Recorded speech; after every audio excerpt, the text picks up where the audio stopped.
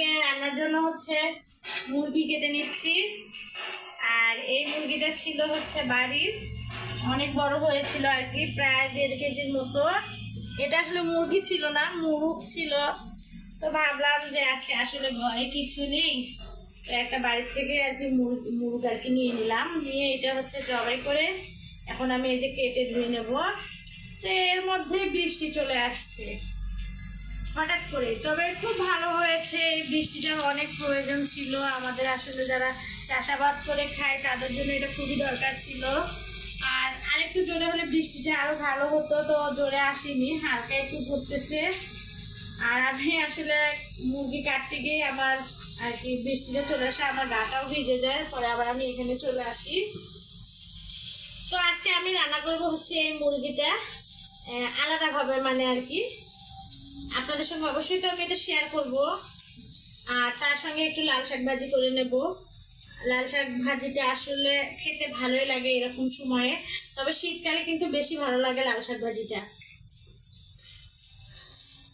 মোটামুটিভাবে কিন্তু এগুলোই রান্না, অবশ্যই আমি পুরো ভিডিওটা শেয়ার করব।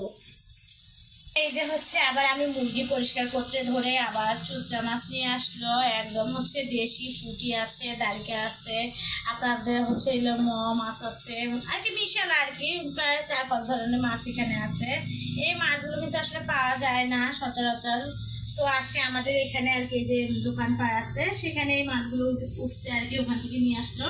তো এদিকে তো আমার মাথাটা একদম ঘুরে যাচ্ছে এই মাছগুলো দেখে, আর অনেকটাই রাগ হচ্ছে, কারণ আসলে মুরগি পরিষ্কার করবো না, রান্নাই করবো না, ওই মাছগুলোই পরিষ্কার করবো, বুঝছেন?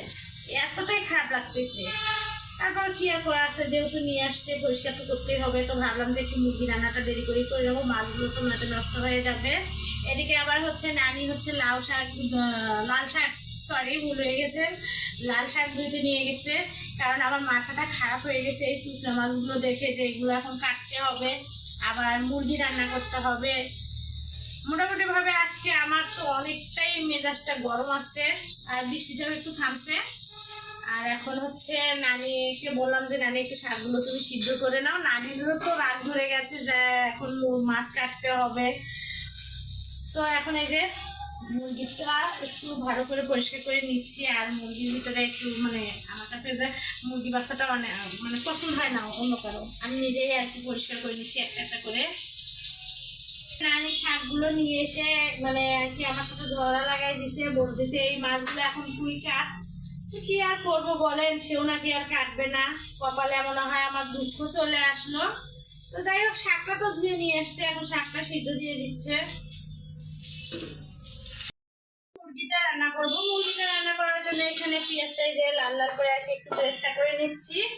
আর এটা আমার একদম ভাজা হয়ে গেছে, এখন আমি হচ্ছে একটু বাটা মশলাটা দিয়ে দেবো। কখনো রান্না করিনি, এখানে পেঁয়াজ আজকে আর কি আমি বেটে নিয়েছি আর একটু চেষ্টা করে দিয়েছি। আমার মা আর কি এভাবে খেতে চেয়েছিল, এই জন্য আজকে আমি মুরগিটা এভাবে রান্না করবো। আর এই তো পেঁয়াজ বাটাটা ব্লেন্ডার করে নিচ্ছি। জীবনে প্রথম কিন্তু আমি আসলে আজকে এভাবে মুরগি রান্না করতেছি, আমি কখনোই এভাবে মুরগি রান্না করিনি, এভাবে খাওয়া হয়নি কখনো। দেখি আজকে যেহেতু নতুন খেতে। আর আমি সবসময় যখন মুরগি রান্না করি পেঁয়াজটা ভেজে নিয়ে রান্না করি। জিরা বাটাটা দিতে ভুলে গিয়েছিলাম, তো জিরা বাটাটা দিয়ে দিলাম, সেগুলো কষাচ্ছি। আর এই তো হচ্ছে মশলাগুলো এখন কষাচ্ছি। তো এগুলো নাকি একদম ভালো করে কষাতে হবে, মানে আমার মা নাকি এভাবে মুরগি রান্না করতো।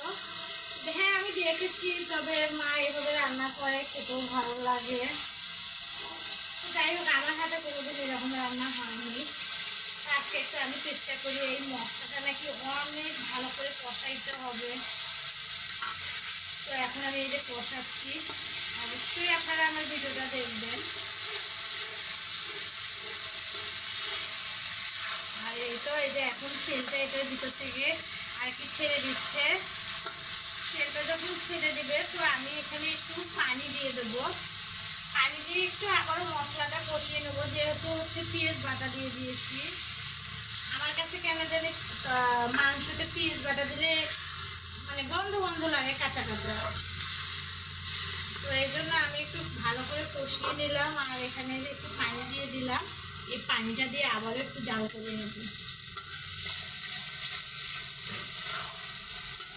তো আজকে মনে হচ্ছে যে কালার আসবে না, কারণ আমার হচ্ছে আমরা তো বাড়িতে হচ্ছে মরিচটা আর কি বেটে রান্না করি, মরিচের গুঁড়া শেষ হয়ে গেছে। তো এই জন্য হচ্ছে কালারটা একটু জানি কাঁচা মরিচের মতো চলে আসছে। এখন আমি এখানে ডালচিনি, তারপর হচ্ছে একটু লং দেবো, তো লং একটু হচ্ছে যে গুলমরিচ বলে আর কি, আমরা এগুলোকে গুলমরিচ বলি। এই যে এগুলো একটু তরকারিতে দিলে কিন্তু মানে এর একটা আলাদা যে ঘ্রাণ থাকে সেইটা হয়। আর এখানে কিন্তু আমার মশলাটা একদম কষানো হয়ে গেছে, আর আমি কিন্তু মশলাটা মানে ব্লেন্ডার করে দিচ্ছি। হয়তো বা বলবেন যে আপনি কেন জানি গোটা মশলা দিলেন না। আর এখন আমি এই যে মুরগির মাংসগুলোকে দিয়ে দিচ্ছি। আজকে মায়ের হাতের স্পেশাল রান্না আর কি নিজে করতেছি, মনে হয় খেতে অনেকটাই ভালো লাগবে। আর একদম তো দেশি মুরগি আমাদের বাড়ির।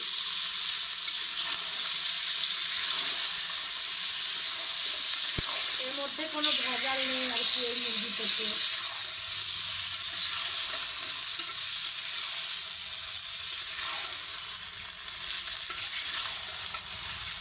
আর মুরগিটা আমি এর মধ্যে আরও কিছুক্ষণ কষাবো। কষানোর পরে যখন একটু এখান থেকে পানি ছাড়বে আমি হচ্ছে এটাকে ঢেকে দেবো।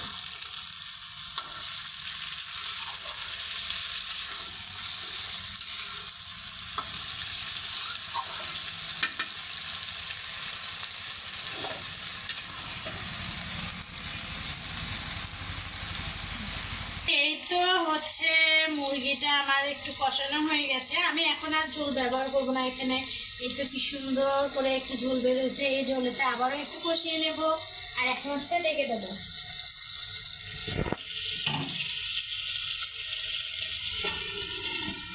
তো আজকে মোটামুটিভাবে এই রান্নাগুলোই, আর কিছুই নেই।